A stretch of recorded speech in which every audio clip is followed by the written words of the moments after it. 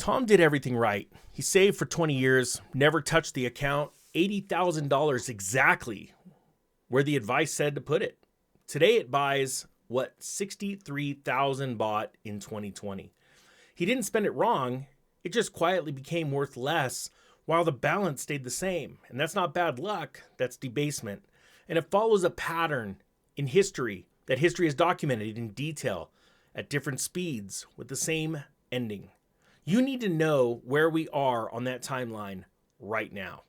Tom did everything right, 52 years old, factory worker in Ohio, 20 years of discipline, $80,000 in savings. He never touched it, never gambled it, never made a single bad decision with it. Today, that $80,000 buys what $63,600 bought in 2020. $16,000 gone. Not spent, not stolen, not lost in the market. Quietly erased while the balance stayed exactly the same. Tom found out the way most people find out. Not from a news alert, not from his bank, from a grocery receipt he could not explain. Same cart, same store, same items he had bought every week for 15 years. 41% more expensive than 2020. He went home that night and ran the numbers for the first time in his life. What his savings account paid in interest over 6 years. What inflation removed over those same 6 years. His savings account paid him $4,200 in interest. Inflation removed $20,000 in purchasing power. He had been working a second job without knowing it. A job that paid negative $16,000. Here is what nobody tells you when they say, put your money in savings. A savings account does not protect your wealth. It stores the number. The number and the wealth are not the same thing.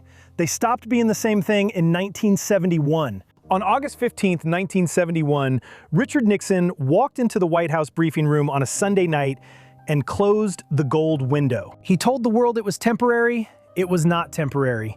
It has never been reversed. From that night forward, the dollar was backed by nothing except the confidence of the people holding it. No gold, no ceiling, no limit on how many units could be created. The money supply in America was $330 billion in 1971. Today, it exceeds $21 trillion. That is not growth, that is dilution. In the 55 years since that Sunday night, the dollar has lost 96% of its purchasing power. A dollar from 1971 buys 4 cents worth of goods today. Tom's grandfather earned those dollars. Tom inherited the 4 cents. Tom's grandfather understood something his generation was never taught. Money is not wealth. Money is a container.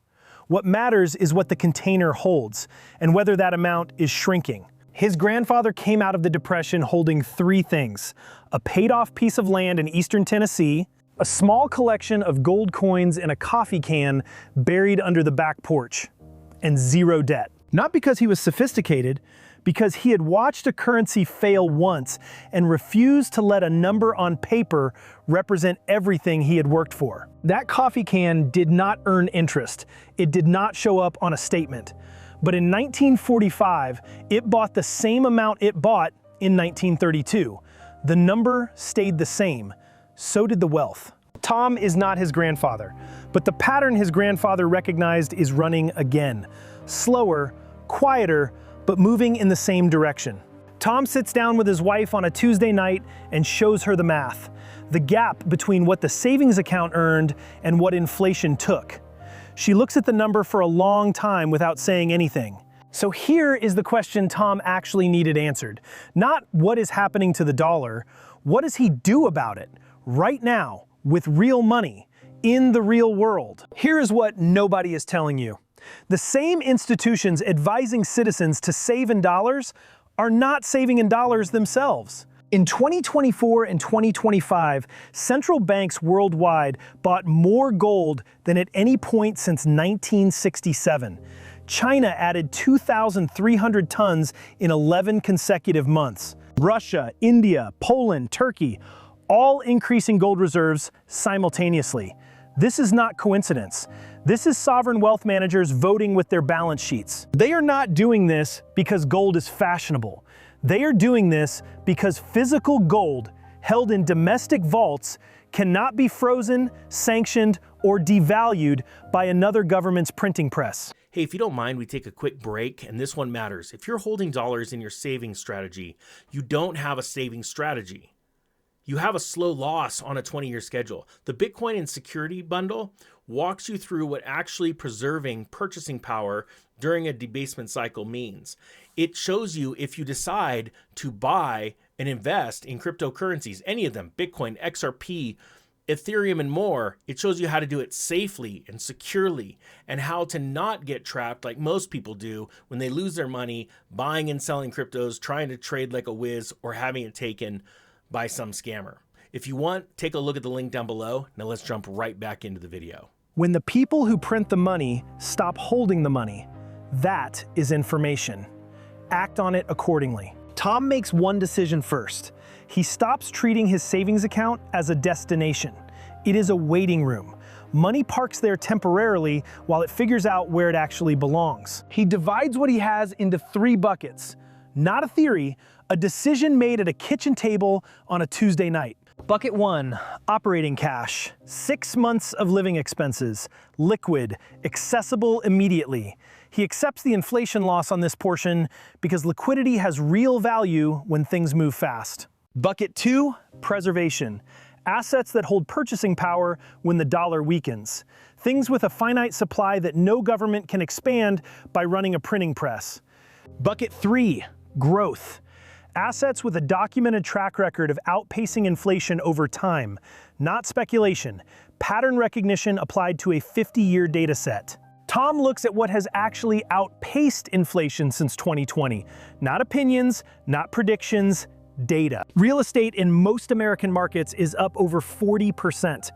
Energy infrastructure delivered consistent returns through every rate cycle. Bitcoin moved from $9,000 in 2020 to over $90,000 in 2025, despite every obituary written for it. Tom is not trying to get rich. He is 52 years old with a mortgage and 2 kids in high school.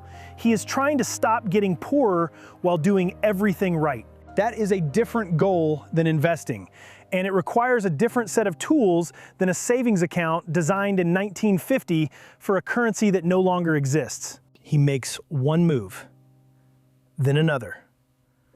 Not all at once, not in panic, with the same discipline he used to build $80,000, redirected towards something that does not leak. 6 months later, Tom's allocation looks like this: 30% liquid, 40% in hard assets with finite supply, 30% in assets with documented inflation-beating returns. His savings account balance is lower. His purchasing power is not.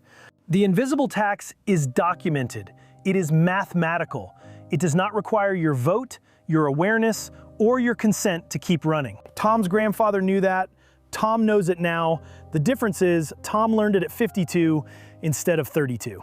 The dollar will buy less 5 years from now.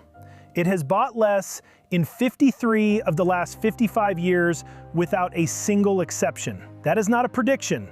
That is a pattern with a 55-year unbroken track record. The only question left is what you are holding while it continues.